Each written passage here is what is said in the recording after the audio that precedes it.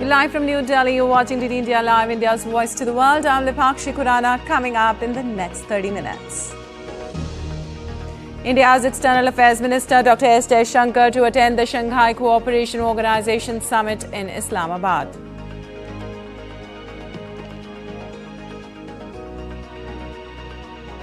US raises concerns with Israel over bombing campaign in Beirut, gives 30 days deadline to boost humanitarian aid into Gaza.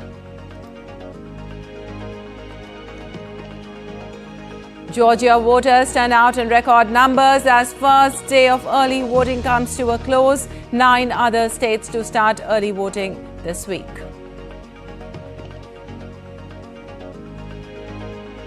And in sports, India start as favourites in the first test in the 3-test series against New Zealand in Bengaluru today.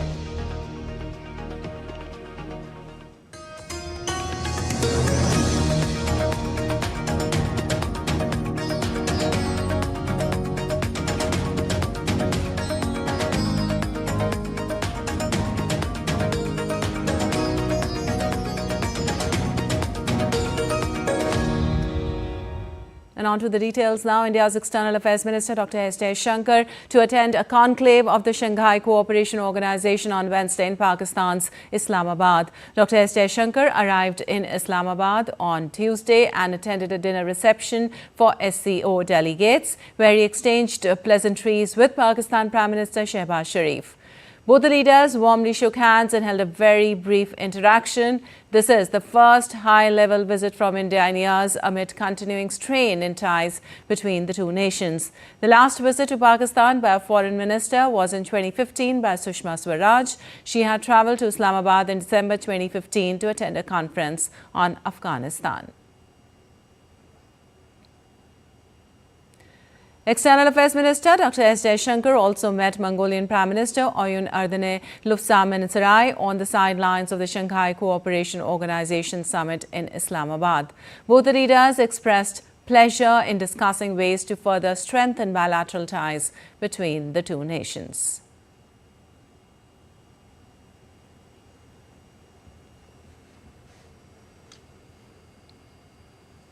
And India's President Draupadi Murmu, who is on a visit to Algeria, was conferred with an honorary doctorate in Algiers in recognition of her advocacy of science and knowledge for her social groups in India. The President also visited Roman ruins and the mausoleum in Tipaza province on the final day of a visit to Algeria. India's President Draupadi Murmu is on a 3-day Algeria state visit. She was accorded the honorary doctorate by the Sidi Abdallah Science and Technology Pole University. President Murmu said that the doctorate conferred upon her is, in fact, an honor for India. It is indeed a humbling experience for me to be honored with the honorary doctorate. This is an honor for my country more than for me as an individual.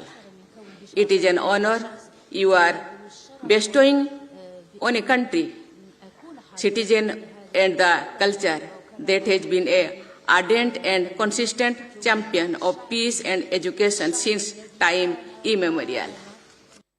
President Murmu said that education neutralizes the social inequalities and provides equal opportunities for all.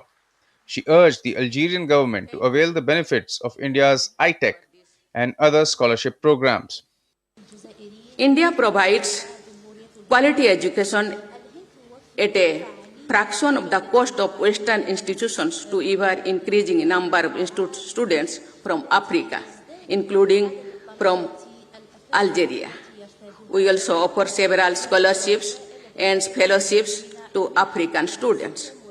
I invite educational institutions, governmental departments, and youth of Algeria to take advantage of various initiatives of Government of India. President Murmu also visited the Roman ruins and the mausoleum in Tipaza province. She also inaugurated the India Corner at the Hama Garden at Jardin d'Assai. Earlier on Monday, President Murmu had a bilateral meeting with the country's President Abdelmadjid Tebboune. She also addressed the India-Algeria business community. President Murmu will also visit Mauritania and Malawi after concluding the Algeria visit. The visit of President Draupadi Murmu to Algeria has indeed been a historic one. Some new chapters have been opened between the two countries which already share a cordial relationship.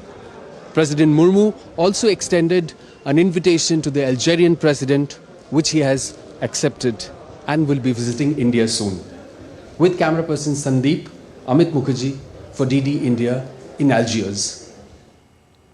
Well, India and Colombia reviewed the existing bilateral relations, including trade, investment, energy, IT, during the 10th round of Foreign Office consultations in New Delhi. The Indian delegation was led by Jaideep Majumdar, Secretary, while the Colombian side was represented by Vice Minister of Foreign Affairs, Jorge Enrique Rogers Rodriguez. Both sides exchanged views on regional, multilateral, and international issues of mutual interest. The two sides also identified new areas of cooperation, such as in defense, renewable energy and railways. India and Colombia have a long history of diplomatic relations, which were officially established in 1959. Colombia opened its embassy in New Delhi in 1972, followed by India establishing its embassy in Colombia in 1973.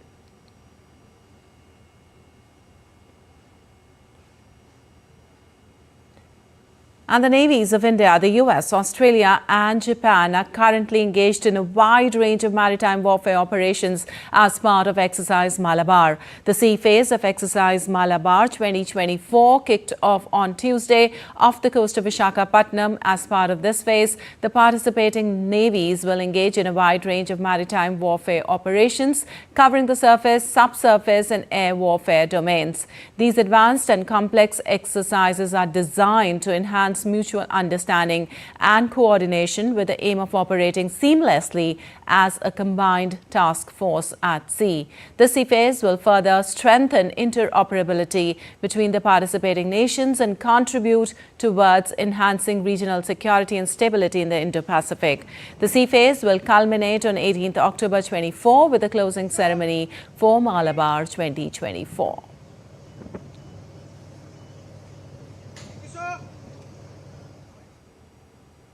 And India's aviation authorities are on high alert after multiple flights received bomb threats since Monday. On Tuesday, an Indigo flight bound for Lucknow from Damdama in Saudi Arabia made an emergency landing at Jaipur airport after receiving a bomb threat. A bomb detection and disposal squad and sniffer dogs checked the plane and no suspicious object was found. Another plane, an Air India Express flight from Ayodhya to Bengaluru, was delayed after a bomb threat. The series of threats prompted emergency responses from airlines and security agencies, including immediate counter-terrorism drills at various airports. The recent wave of threats began on Monday when two Indigo flights and an Air India flight received bomb threats, which were later identified as hoaxes. The Ministry of Civil Aviation also convened a high-level meeting following the threats. According to the sources, Minister of Civil Aviation Ram Mohan Naidu held a meeting with the Bureau of Civil Aviation (CISF) and other senior officials in airport security. And Samsung electronic workers in southern India have ended a month-long strike over pay and working conditions after welfare measures were agreed. India is the world's most populous country and its growing middle class is an important growth market for Samsung, a company whose output accounts for nearly a quarter of South Korea's GDP. Well, with an aim to bolster defense cooperation between India and Japan, Army Chief General Upendra Dwivedi is on 4-day visit to the island country. During his visit, he met Defense Minister of Japan, General Nakatani, and conveyed his commitment to further boost the bilateral defense cooperation between the two nations.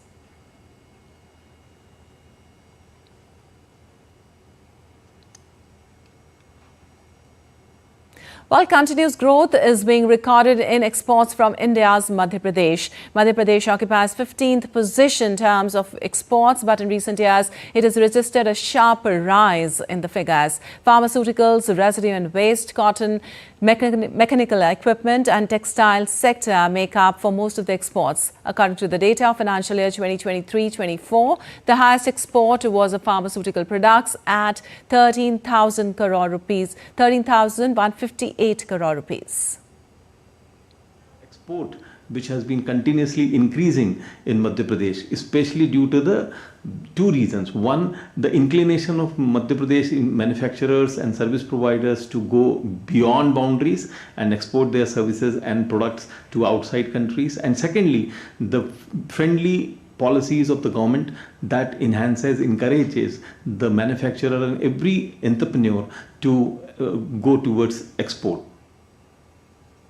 Madhya Pradesh government itself has first insisted on diversifying, so a lot of cities have now become textile export hubs, and they have given a lot of incentives in terms of interest subsidy, interest subvention, and TUFS, Textile Upgradation Fund scheme, which of course comes from the central government, but a modified version has also been given by the Madhya Pradesh government.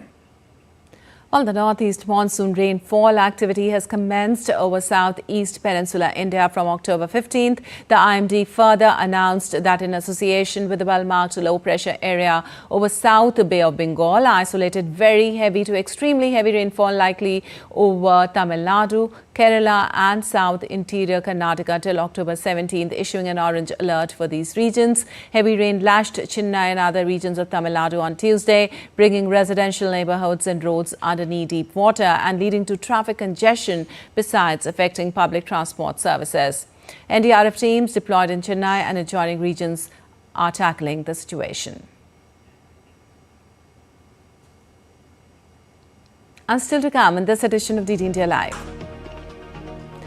Netanyahu vows no ceasefire in Lebanon after Hezbollah threats. Snap elections in Iceland on November 30th following the collapse of the fractious coalition. And World Bank to change its internal lending guidelines to help developing countries grapple with global challenges.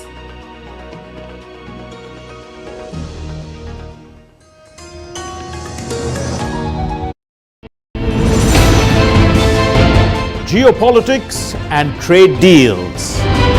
Economic challenges amid development. Hard work and the path to prosperity. It's the economy always.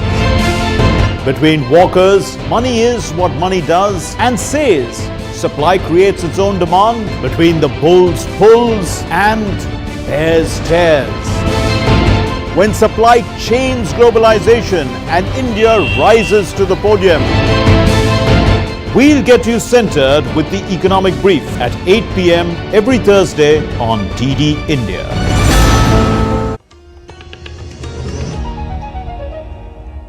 Welcome back. You're watching DD India Live. I'm Lipakshi Khurana. Moving on, the United States has told Israel to improve Gaza humanitarian situation in the next month or risk military aid. U.S. Secretary of State Antony Blinken and Defense Secretary Lloyd Austin, in a letter to Israeli officials, said that they must take steps within 30 days to improve the humanitarian situation in Gaza to avoid legal action involving U.S. military aid. The letter cited Israel's denial of most humanitarian movements between northern and southern Gaza and burdensome and excessive restrictions on what goods can enter Gaza. State Department spokesperson Matthew Miller said the letter was not meant as a threat, but reiterated the urgency of increasing humanitarian assistance in Gaza. Know that it's possible to get humanitarian assistance into Gaza. We know it can be done. We know that the various logistical and bureaucratic obstacles can be surmounted. And so it is incumbent upon the government of Israel to surmount those challenges and get assistance in. While Miller also spelled out reasons for the U.S. to give a 30 days window for the same.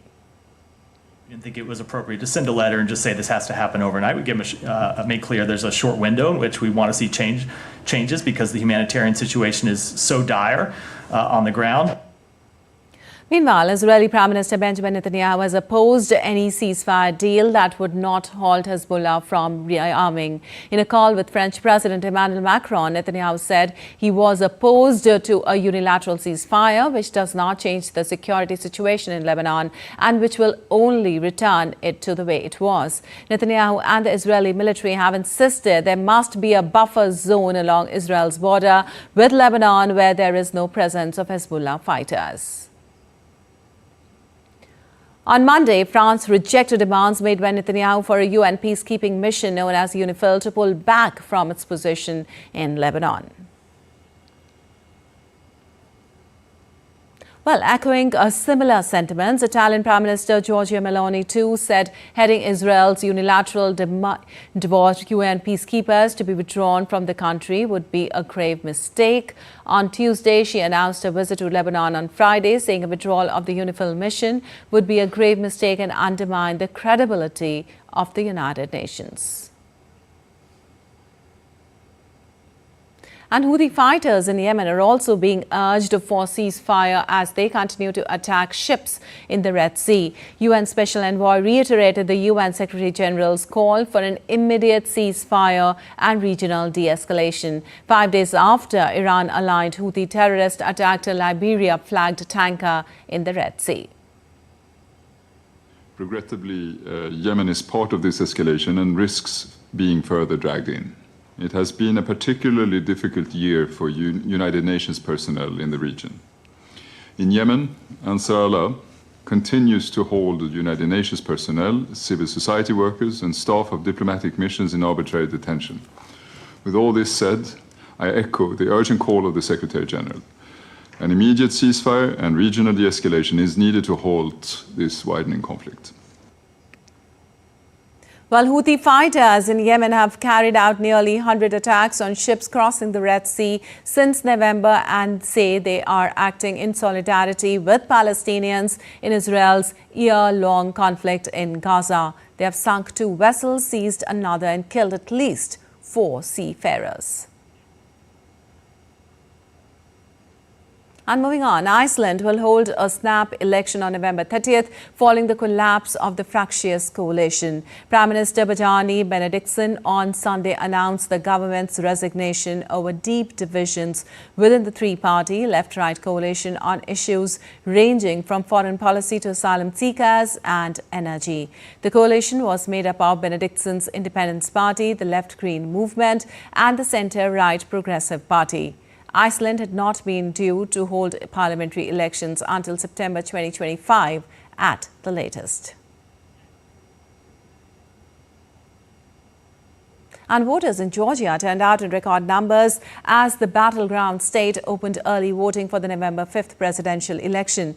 Georgia had posted record turnout for the first day of early voting within 6 hours of polls opening, where 16 electoral votes are up for grabs. In many states, early voting is already underway. Georgia's Secretary of State said at least 234,000 votes have already been cast, more than any single day in 2022. Georgia is one of the number of U.S. states that allow voters to cast their ballots in person before the election. Meanwhile, a Fulton County judge in Georgia ruled that certifying elections is a required duty of county election boards, and they are not allowed to refuse the results based on suspicion of miscounts or fraud.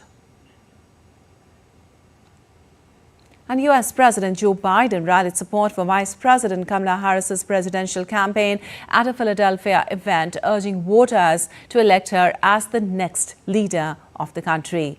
During his speech, Biden took direct aim at former President Donald Trump and called him a loser. The president also criticized Trump's rhetoric on immigration, accusing him of stoking racism and invoking ideas from the past century.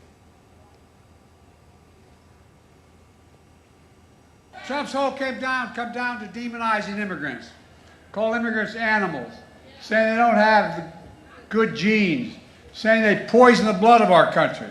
It's sick. You know, it's designed to prey on our worst fears.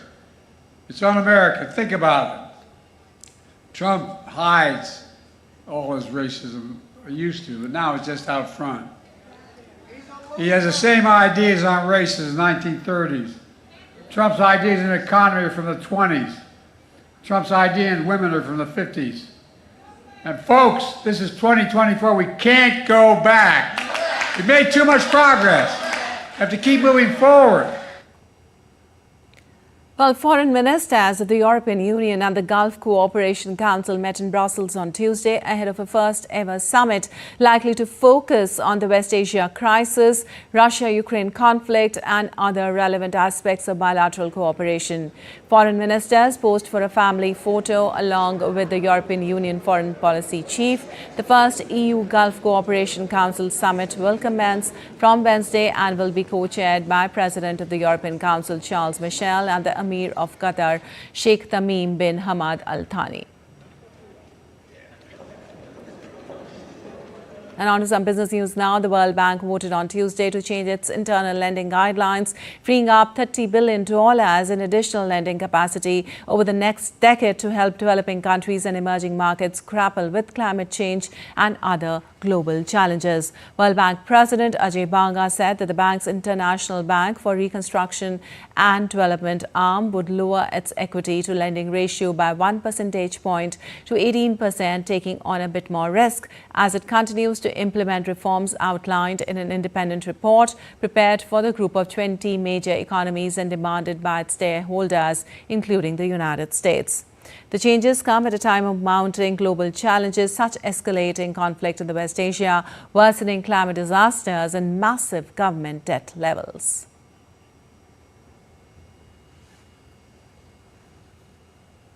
And in sports, Team India is all set to take on New Zealand in the first test match today on home soil. The men in blue will begin the 3-match series as favourites after registering thumping win against Bangladesh in T20 International. Ahead of the match, Kiwis have already suffered a huge blow as Kane Williamson has been ruled out due to injury. Let's take a look at this pre-match preview to know more. Indian team will host New Zealand in the first of 3 test match series on October 16 in Bangalore, which could be billed as uneven battle. Led by Tom Latham, New Zealand face an uphill battle against India that has been invincible at home in the recent past. The visitors have never beaten the hosts in the subcontinent in a test series and lost 1-0 on their last tour in 2021. In fact, New Zealand have won only 2 tests and none since 1988 in India. In addition to this, Kiwis have suffered a big blow as their star batter Kane Williamson has been ruled out of the first test due to injury. Recently, New Zealand lost 2-0 in Galle against Sri Lanka. However, New Zealand remain optimistic, batter Rachin Ravindra said. As New Zealanders, we do not try to look at opposition too much. We know what a quality side they are and what they bring to the table. But I think we have to play our game and be consistent and put our best foot forward. And hopefully that results in a win. Who knows? On the other hand, India led by Rohit Sharma remain firm favourites. India trounced Bangladesh 2-0 in their most recent test series and are unbeaten at home in the longest format since 2012. It could be a special match for Virat Kohli, who is just 53 runs away from reaching 9,000 test runs. In 62 test encounters, India have won 22 matches, while New Zealand have secured 13 wins, with the rest of the matches ending in draw. But India's head coach Gautam Gambhir urged caution. New Zealand is a completely different challenge. We know that they are a very, very good team. We know they have got some really high quality players. They have got players who can hurt us. We want to be a team that can make 400 runs in a day and bat for 2 days to draw. In the ensuing series, India will gun for 19th straight home test series win, while New Zealand will hope to script history. Sports Desk, DD India. Well, China has sent 2 giant panda bears to the United States to be housed in U.S. National Zoo in a rare diplomatic overture between the 2 countries. The zoo had been without the black and white bears, one of its most popular attractions, for nearly a year. The zoo returned 3 other giant pandas, 2 adults and their cub, which had been on loan from China.